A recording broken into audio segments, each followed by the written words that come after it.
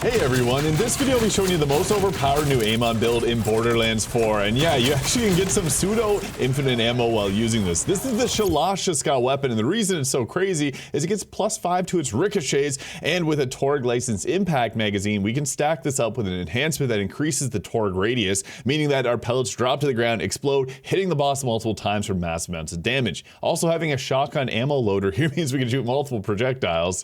And the way this gun works is by not manually reloading, and you can see here, whenever we get headshots in the criticals, they're just dropping those explosions around it and hitting it multiple times. And with this build, it's kind of funny, you can get infinite ammo. But another thing that's pretty crazy about this is if we're using high caliber, the firmware, you can actually hit headshots and get them to do this twice on enemies, so this becomes absolutely absurd.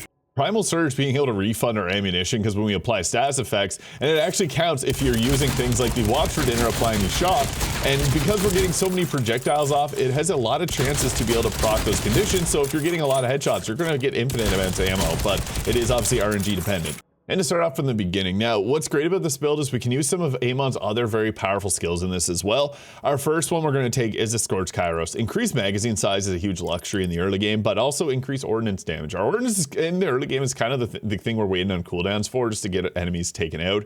Now, I really like to take Tail of the Comet regardless, even if we're not going to use a heavy amount of ordinances, this actually can give us the infinite ordnance if we want to use it. And since his other skill points aren't like super massively effective here, I think this ends up being the best choice because we can always just pull out an ordnance and get these status effects to apply on the enemies really quickly. This is also how we recover our ammunition, so you can start just chucking grenades alongside this. But if we use a heavy ordnance, this is going to give us infinite amounts of ammo, so multiple different builds in here. Now, getting increased cryo damage kind of sucks. All of these aren't really that good. So our next one is either going to come back here and increase our gun damage the more full our health is. And if you really like status effects, the Wrath of Nature increases the application chance and it's doubled when our action skill is active, but I do think Battleborn ends up being the better bang for our buck with 20% extra gun damage when our health is full. The tough part is Amon's skill tree doesn't have like some crazy stuff like Northern Wind sucks. It doesn't really do anything. It just basically makes us like we did cryo damage. Icy Rage, but it's kind of funny. We have Wildfire here, which increases ricochet damage from my testing. It's not that much, in all honesty. You actually get a lot more bang for our buck from taking Icy Rage. When we kill an enemy with cryo damage or guns, or from guns or status effects, it'll grant us a stack of the cryo affinity for duration. And what's great about this is we can also use Cryonic Throom here, which is our augment, which will do cryonic damage in an area of effect, and it pulses it out so that we can actually proc this pretty easily. And we can also use cryo weapons. It's nice to have one of those on backup. Primarily, we're doing this just so that we can get this infinite ammo from Primal Surge. This is really good because when we apply a status effect to an enemy, there's a 25% chance that we get 15% of our shield and 30% of our ammunition back. So this comes from anything. It's going to give our ammo back. So very useful. There is Winter's Kiss for some extra ricochets, and then you can have this for an extra chance to ricochet. Not that much damage. Now you can take the Glacial Rapture as our capstone, but I personally like to use a firewall here to increase our projectile speed, and it has a shorter cooldown. It'll also increase the damage of our projectiles by 25%, and it works for your teammates as well.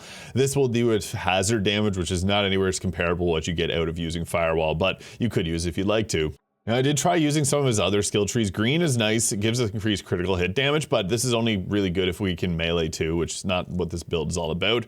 However, the red skill tree still ends up bringing a lot of value. Like, you can go down the blue skill tree, it just doesn't bring us much value compared to what you can get from here. That's the unfortunate part with Amon is he's going to need the level cap increase coming later on to be able to actually take advantage of some of his other skill trees, as they are just a very high investment. But we're going to take from here Heavy Plate, 35% increased shield capacity and a 45% overshield. That's pretty solid considering that we can use a class mod that's going to give us overshield when we deal ordnance damage. You can kind of sustain your shield using that. I like to take 1 point into Gut Punch whenever we deal melee or ordnance damage. We have a chance to apply weaknesses on enemies, which makes it so that they deal 40% less damage to us and we deal 20% more to them. Pretty effective.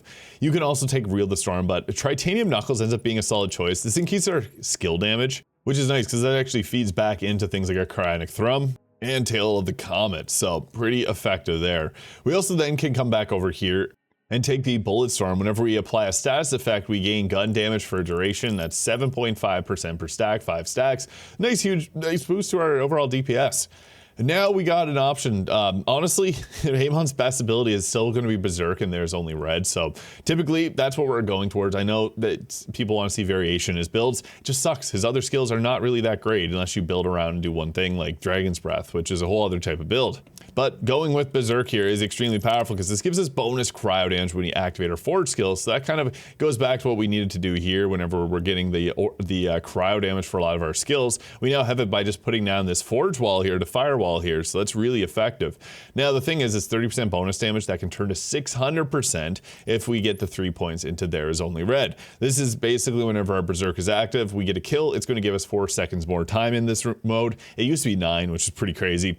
It also gives us 60% bonus damage per kill for a max of 600%. This is crazy damage. If you get this rolling, Amon is a beast. It's just hard to get rolling, and it's better against certain bosses that have multiple enemies that you can fight alongside because it just lets you take them out.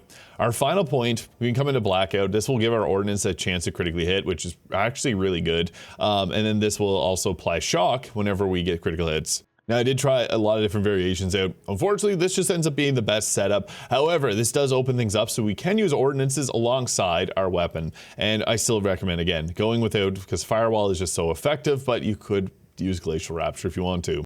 Bringing us to our class mod now, what's kind of cool is the Forge Master, which is interesting because this will allow us to use our Forge skill an additional time. I actually really like this on this build. This one doesn't have like amazing rolls since the Forge skill damage is not like high, but this gives us, I needed high caliber for the piercing. This is good though because it also gives us a few points into Bellows for increased gun damage, and a kill skill that'll restore a percentage of our Forge skill.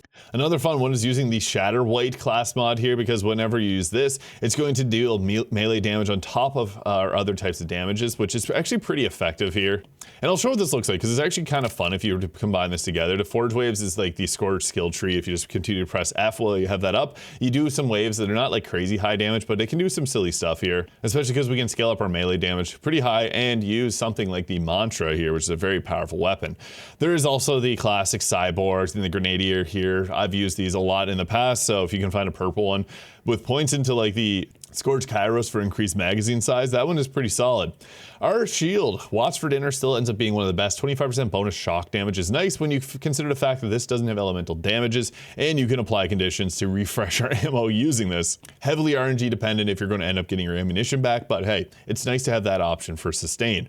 As mentioned though, our enhancement, if you don't have this, you could go with the increased ricochets on Jacob's licensed properties just for better mobbing, but this is by far the best choice. Your stickies will also deal 50% of the damage. You can get one that's going to give us a call in a missile strike, but what we're looking for is the Head Ringer. Guns with Torgue license power gain 25% damage and 100% damage radius. That radius is huge. It's what allows it to do multiple hits against enemies. We also have increased, if you can get ground critical hit damage and pistol damage, that works well too. Now for our ordinances, as mentioned, we can use a lot of these, so really use your personal favorite. Honey Bunches, the Rocket Socket, Litter Splitter, Disc Jockey being one of my absolute favorites. Bottled Lightning is another solid choice. Atling Gun's kind of fun if you like a minigun type weapon. It's not going to be the strongest, but those are some options because we do technically have heavy ordnance, an infinite amount of it. And I got on here the triple bypass. This one with a splash damage, increased damage dealt is super impactful because we got a lot of splash damage on this build. So that'd be the optimal roll if you can find one with that. And airstrike is pretty solid too, because it's going to give you the additional splash radius increased. If you could get like 2 airstrike and 3 high caliber, that'd probably be the best choice. Now our weapons, as mentioned, Shilashiska, it's a revolver Ocelot Metal Gear Solid reference. It's amazing. The best roll to get to Torgue license impact magazine, Daedalus, multi-loader shotgun ammo, and Jacob's critical hits. This is not even the best roll. It can get even better. So yeah, there's a lot of good rolls for this. It is a kind of annoying one to grind because of all the rolls, but it's worth getting. I also like the Dark Beast. This weapon is insanely strong, especially with the shotgun ammo. It can tear through Bloom Reaper the Invincible. It's a really strong weapon. We also got the Bod here, which you can use obviously it's very strong with the Torgue sticky magazine, allowing you to take out large hit point bosses really quickly.